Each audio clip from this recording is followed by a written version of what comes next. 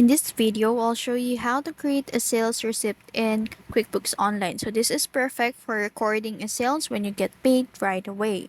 So first, make sure you log into your QuickBooks Online account, and then on the dashboard, click the plus new button and then select the sales receipt under the customer sections.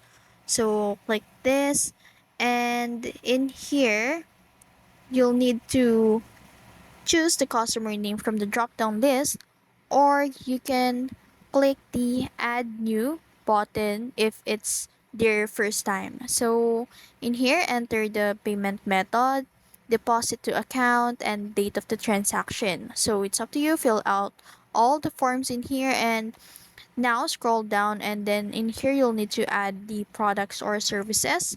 So after that, including the quantity, rate, and tax if applicable. So you can also enter any message you want to show on the receipt, like a thank you note. And then once everything's filled out, you can click the save and send to email if directly to the customer, or save and close to just keep it for your records. And that's it. So you've successfully created a professional sales receipt in QuickBooks Online. So if you found this video helpful, don't forget to like, share, and subscribe to the YouTube channel.